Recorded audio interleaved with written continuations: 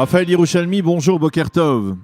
Bonjour. Alors, nous sommes témoins durant ce week-end de plusieurs sources, on va dire, plusieurs points de tension, que ce soit le long de la frontière entre la bande de Gaza, à Jérusalem, dans les territoires. Comment expliquer ce regain de tension? Est-ce que c'est directement lié à l'attentat de jeudi soir à Adam? Non, pas véritablement. Il y a bien une concordance d'intérêts de nos différents adversaires, du nord au sud, en passant par le milieu avec Jérusalem, qui fait qu'évidemment ça les arrange si nous sommes occupés sur plusieurs fronts à la fois. Mais Tsahal et les services de sécurité israéliens sont absolument capables de gérer tous ces fronts simultanément. Là où il y a une nouveauté, c'est que entre en scène la Turquie. Et la Turquie, c'est un acteur qui essaye d'une part de soutenir le Hamas qui avait perdu beaucoup de soutien dans le monde arabe. Il ne restait plus en gros que l'Iran, lequel Iran lui-même donnait moins d'argent à cause des premiers effets des sanctions américaines. Donc la Turquie s'installe, dirons-nous, à Gaza, mais aussi à Jérusalem. Et là, on l'a vu ce week-end également, des tensions sur le mont du Temple. Et là, c'est directement par ordre de la Turquie. Erdogan l'a dit ouvertement qu'il allait combattre les Israéliens à Jérusalem. Et il a créé pour cela, tant à Gaza qu'en Cisjordanie et à Jérusalem même, de fausses ONG qui ont pour but de financer des manifestations, de la propagande et même de recruter donc des militants pour s'en prendre donc aux Israéliens. Donc c'est ça qui vient, si vous voulez, s'ajouter au reste des menaces qui nous viennent du nord avec la Syrie et l'Iran via la Syrie, le Hezbollah du sud via Gaza.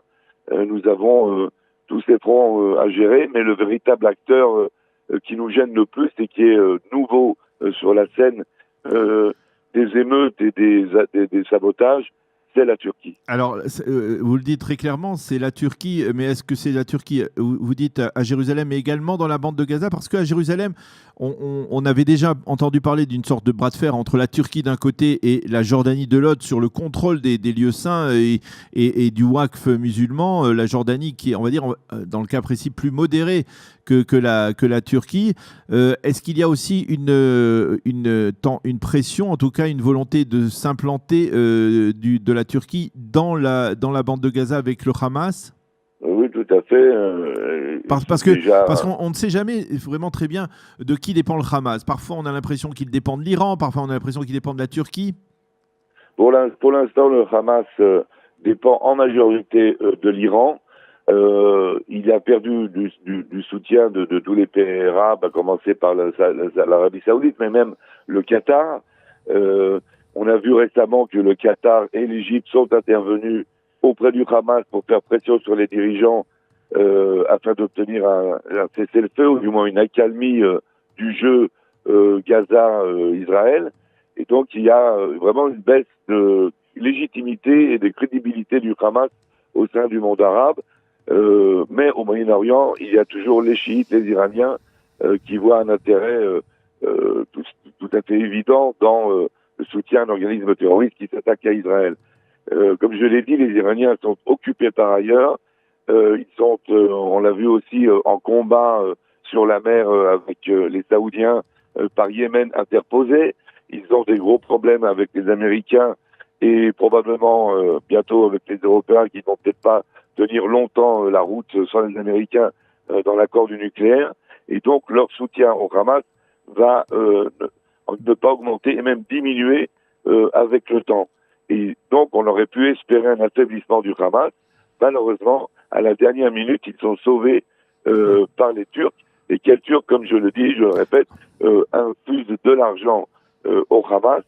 Alors, dans les ONG qu'ils ont créées, il y en a aussi à Gaza, maintenant, à savoir si l'argent va directement sur Gaza ou est transféré par Jérusalem et Cisjordanie aux membres du Hamas, je ne saurais pas vous le dire, mais il y a un soutien financier, logistique de la Turquie évident et un intérêt stratégique évident, et ça change un peu évidemment la donne.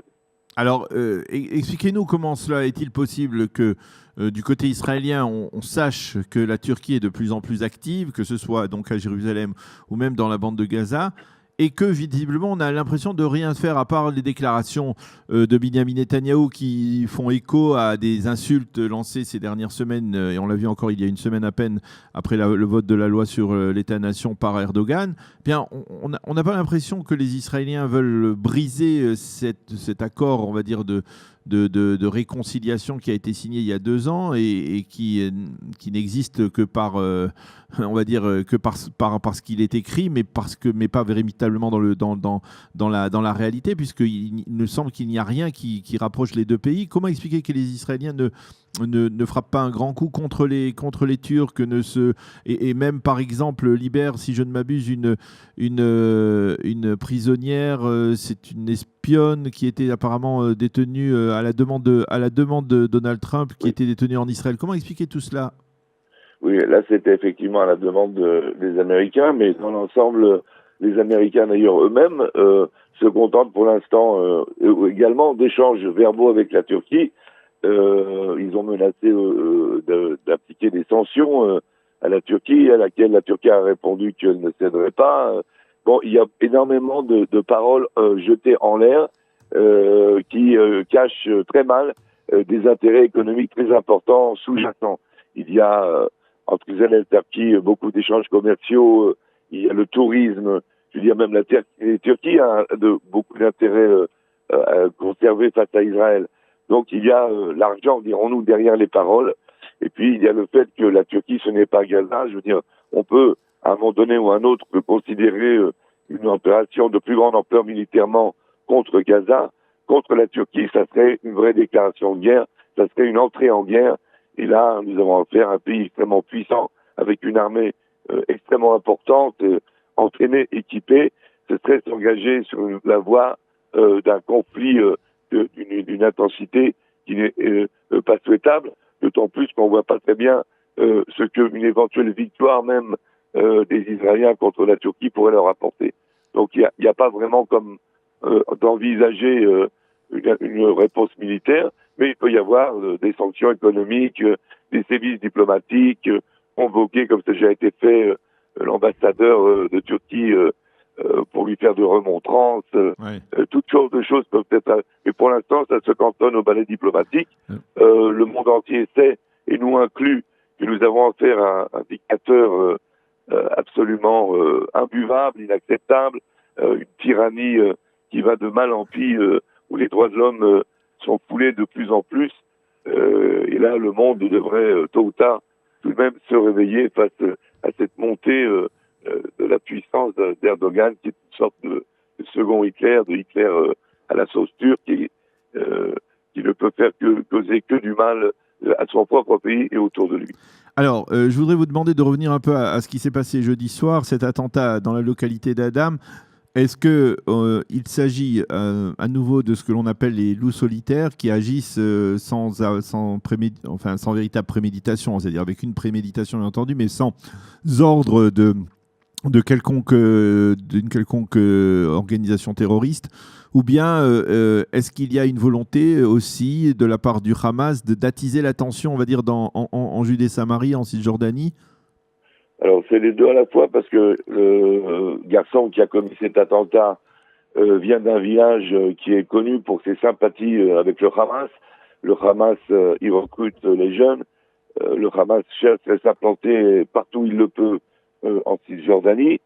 Il s'agit d'un loup solitaire dans la mesure où c'est un jeune qui est victime de la propagande non-stop du Hamas contre Israël, mais pas uniquement, car en plus de cette propagande sur les réseaux sociaux qui cherchent à radicaliser la jeunesse palestinienne, il y a tout de même la bénédiction de tout en haut de l'autorité palestinienne avec la politique de Abu Mazen qui finance les terroristes.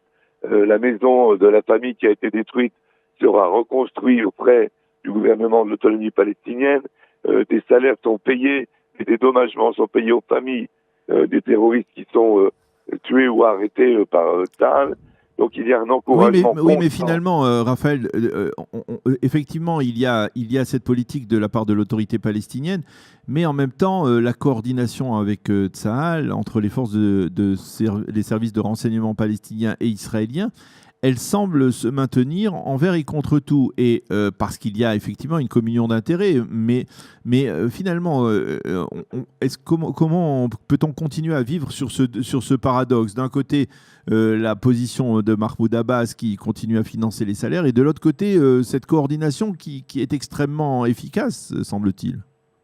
Ben, il semblerait que pour Mahmoud Abbas, c'est une question de survie politique en fait. Il a peut-être pas vraiment trop le choix. S'il veut rester au pouvoir d'une façon plus ou moins consensuelle. N'oublions pas qu'il n'est pas élu, hein, il est juste là, élu à vie, dirons-nous. Mais lui, il ménage toujours, il a toujours fait ça. Arafat faisait ça avant lui. Il ménage la chèvre et le chou. Il apporte un double discours. Il ne dit pas la même chose en arabe qu'il le dit en anglais.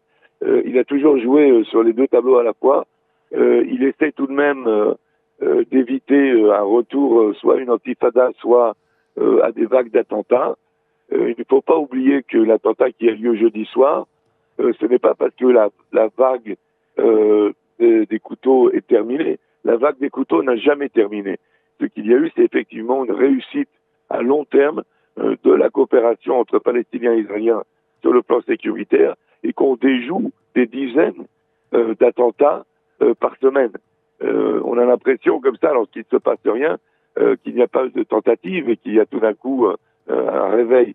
C'est pas du tout, c'est au contraire un succès depuis plusieurs semaines des forces de sécurité qui déjouent, et sans arrêt, il y a des tentatives, qu'il s'agisse de loups solitaires, de terroristes entraînés, tous les cas de figure existent et ont lieu, mais sont déjoués jour après jour par le Shabak, qui a publié récemment des chiffres en disant qu'il avait déjoué depuis le début de l'année jusqu'au mois de mai plus de 350 tentatives d'attentat. Eh bien, Raphaël Yerushalmi, merci de nous avoir éclairé sur cette tension, on va dire, cette nouvelle vague de tension qui est intervenue, que l'on a constaté ces derniers jours, l'attentat et puis également ce qui s'est passé vendredi, que ce soit dans la bande de Gaza ou à Jérusalem. Merci de nous avoir éclairé sur ces développements sécuritaires, et bonne journée, Shavuot Tov. Shavuot Tov.